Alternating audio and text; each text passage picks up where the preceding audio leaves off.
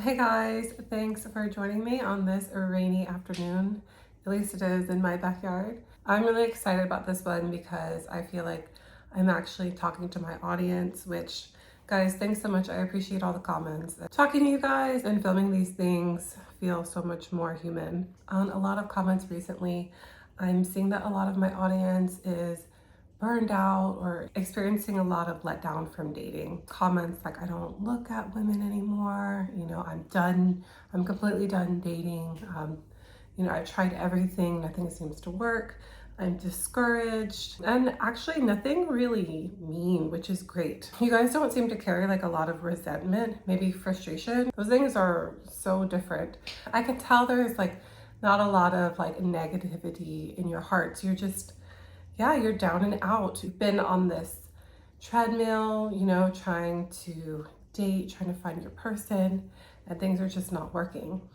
And I want to check in with everyone and I want to offer some solutions. So is taking a break, taking a step back from dating, is that a good idea? It can actually be very beneficial in a lot of different ways. I joke on here about like we're on this like timer or whatever, but we all have time for ourselves, or we should have time for ourselves.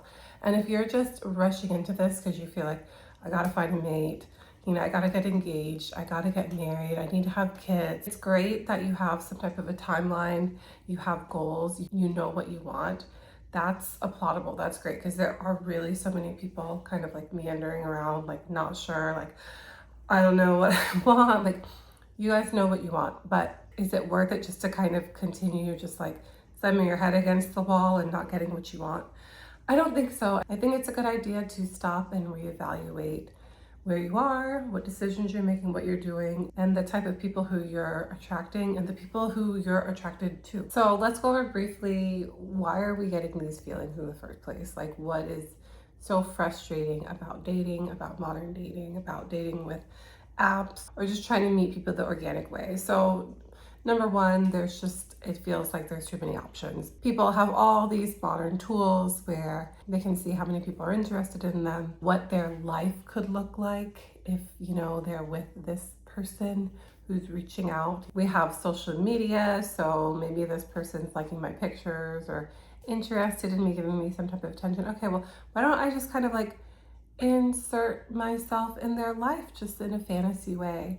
Oh, that looks nice. Going to the beach with them, going to the amusement park, going to dinners. It's like a weird thing that we all kind of do. We build this fantasy around people. And people did this before social media because we knew things about people, but now we can actually see it. You may be imagining yourself with a new life with this person who's kind of broadcasting it everywhere. And really, that has nothing to do with the fact if you're going to get along with this person, if you guys share values. Is there love? Is there real chemistry? Or, is she or he just liking your pictures and you're kind of like fantasizing? So there's this unlimited amount of kind of options, real options, and then options in your head. Like we were talking about, the grass is always greener. You might be with someone where it's working, a good person, a genuinely nice person, but there's always this idea of, okay, well, I'm getting a little of attention over here, or, what would my life look like if I was with her,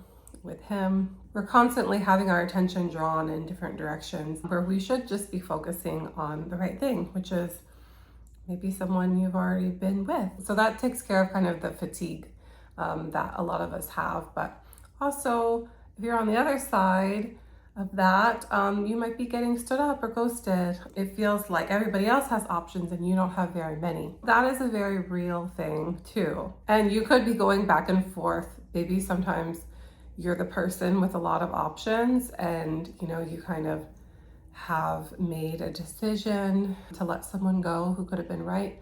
Or you're the good person in the situation and someone else feels like they're wasting time with you. They see their life as brighter and happier with someone else, even though, is that true or not? We don't know. And they don't know either.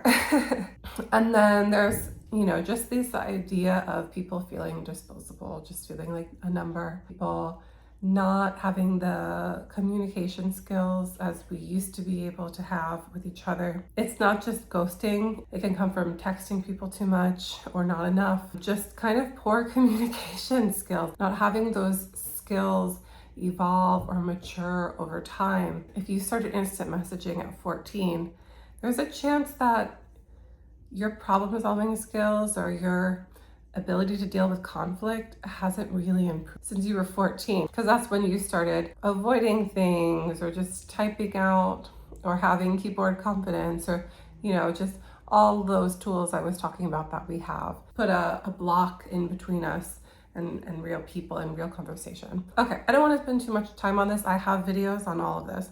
I want to talk about why it's okay if you feel like you don't want to date anymore and taking a break, take a real break. First one I want to bring up is reconnecting with yourself. And that's really important because when we're dating too much, we can actually shape our time, ourselves, and our perspective around dating and around other people. Instead of thinking what you like, you might actually start thinking, what can I do to make other people like me?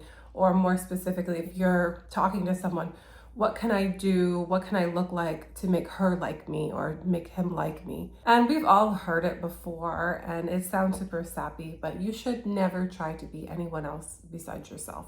If you find yourself changing yourself for anyone else, I'm telling you, it's not a good choice. Not only are you not free to be who you are, but you are setting yourself up for a lifetime of hiding and pretending to like and support things that you're not really into. Don't let something that feels temporary, if I just pretend to like this for a while, then she'll really be into me. Well, if you have long-term goals with her, you're gonna have to continue that for the rest of your life. And do you really want to do that? Is that relationship worth it? Unless you're really on the fence, unless she's teaching you or he's teaching you something and you guys are kind of evolving and growing together, then that's different. If you have a staunch stance on something and you're changing it because of the other person, you're really setting yourself up for unhappiness, and you will start resenting the other person. And that's not really their fault, because unless they're asking you to change, you're kind of digging your own grave there. It is kind of a form of lying. Don't change yourself. And I really think you can get lost in this mentality. You just putting other people first, especially in the dating world. You can divulge in it. You can completely lose yourself. And I think taking a break, taking a step back, you will be able to get back to your reality and just be like, yeah, I don't like to spend my Thursday nights bowling. Like, I'm not into that at all. I don't like anime or chick flicks. I don't like spending my money on expensive restaurants. I don't like thrifting. I don't like this author. I don't like vacationing in hot places. I don't like the beach. I don't like the cold. Anything that you're doing that the other person really wants you to be involved with, yeah, don't do that. And don't start giving all your time to dating too. Dating, nothing can be certain. You may find someone that you're really interested in and set up a time to date, and then, you've gotten this far and it's a bad date, or maybe you find yourself getting ghosted, anything, and you just lost your only Friday night of the week and you're really tired from working. You work hard, you work a 9 to 5, and you've been looking forward to having some time off, and you were going to fill that time with someone that you thought you would enjoy being with, and then it didn't go that way.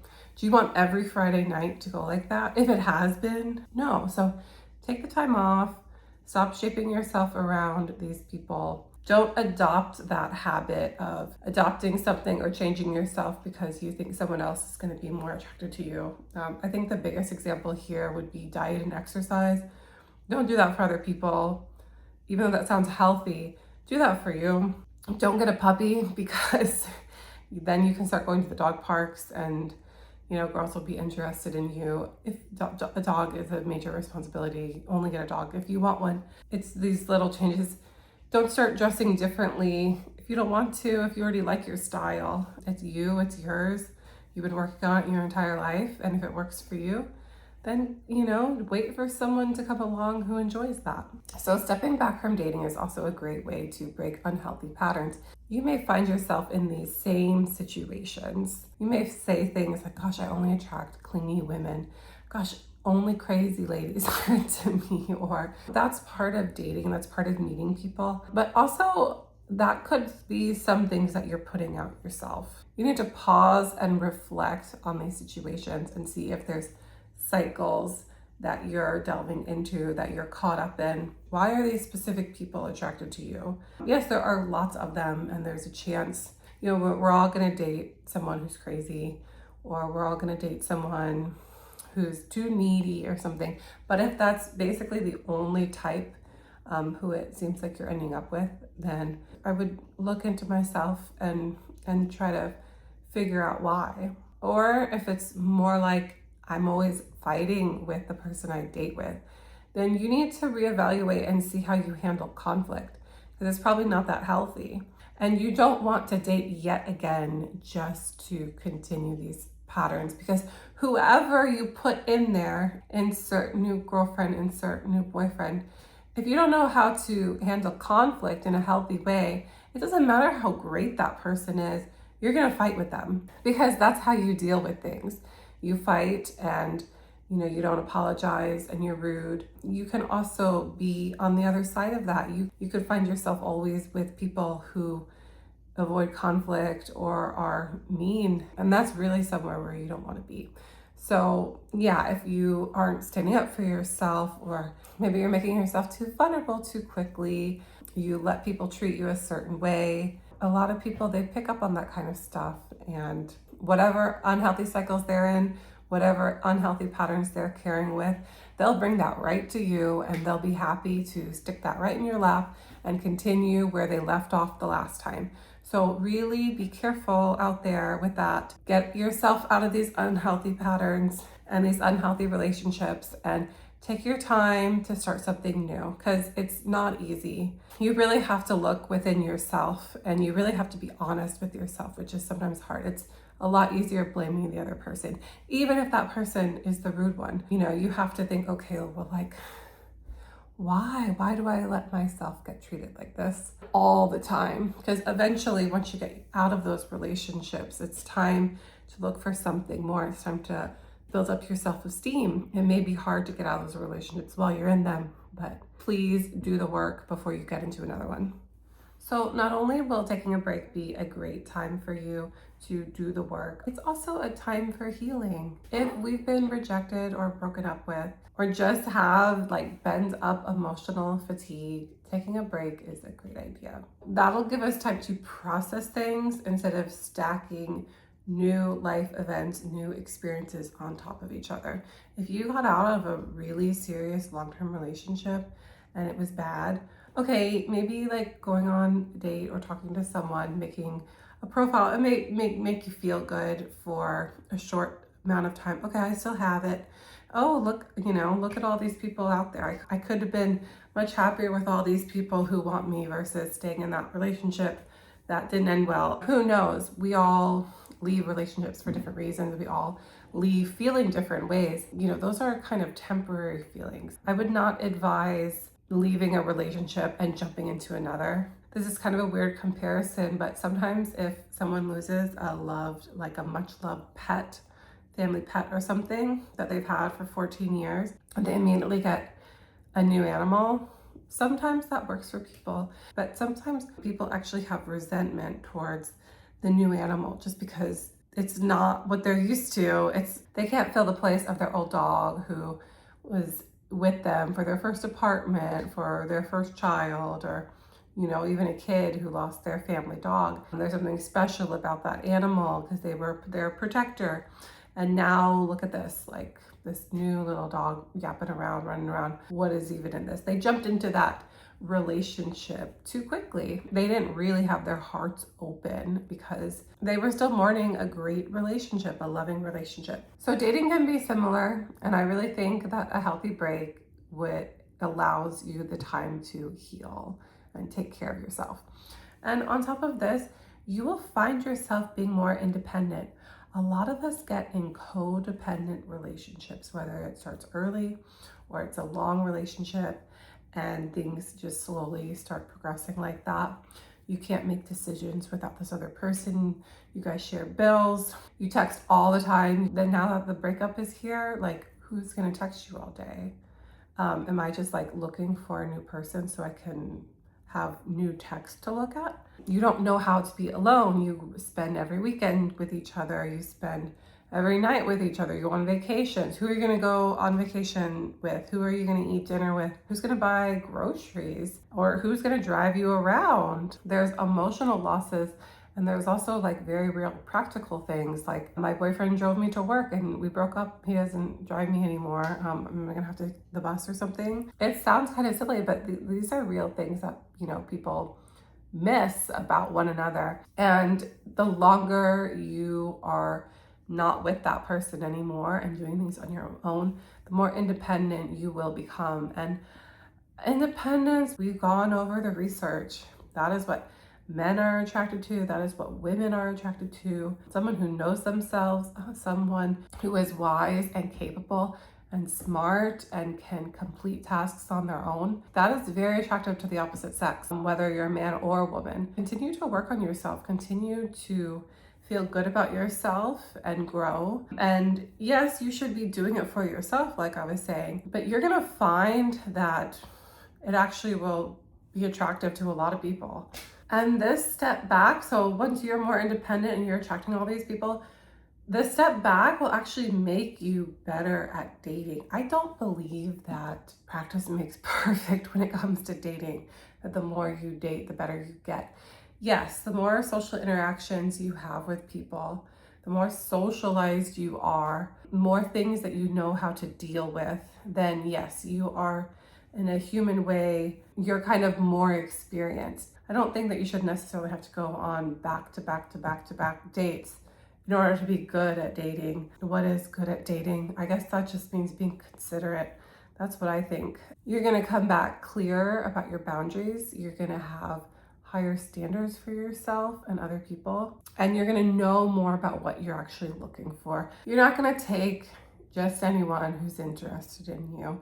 You're gonna know that your time is valuable and you have worth. You are a real person. Just because all these people rejected you in the past or you had bad relationships, you are still worthy of love, a relationship, of commitment. You don't have to take anyone's, because someone told you or someone treated you bad in the past because they told you that you weren't. That's not true. And from this break that you know that.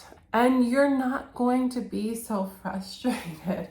You're not going to take your frustration out on the next person because you're going to come in with a clear head, clear conscious, everything. And so that person actually has a better chance of really getting to know who you really are, because you're not going, they don't represent anything bad anymore. They don't represent dating. They don't represent wasted time, wasted money, wasted effort and energy. You're gonna be excited about meeting someone, and you're gonna build your confidence up so much that if you do get rejected, if you do get stood up or ghosted, you're gonna be strong enough to say, hey, that's fine. You know, it wasn't meant to be. And if I need to take a little more, and if I need to take a little bit more time for myself after that happens, then that's fine. We're not in a rush. We can do this because, you know, I have my hobbies, I have what makes me happy, and I can do that. I don't need anyone else to make me happy. And lastly, we want to reduce pressure.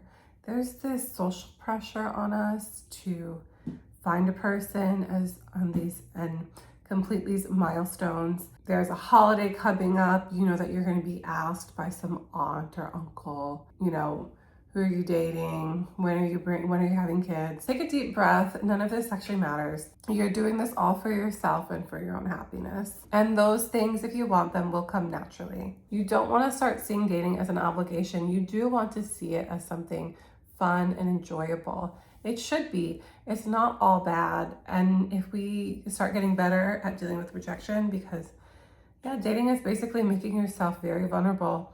And whenever you make yourself vulnerable, there's a possibility of rejection, of someone saying, That's not for me. That was too much. That's my ick or my yuck or whatever they call it. Whatever, not everyone's gonna be into you. If you don't feel pressure from that, then that's all the more better. If you eliminate the pressure, you eliminate these cycles and patterns, you're reevaluating yourself, you're eliminating these codependent relationships, then you are going to be altogether a better person and more attractive. So thank you again. Thanks for being vulnerable with me. Thanks for sharing about, how modern dating is making you feel right now. It's legit. Like, I understand why people feel burned out. And we're just here to kind of have a community, check in with each other, share news. Like, you could tell me, like, if you're taking a break or if you found someone, that's super exciting.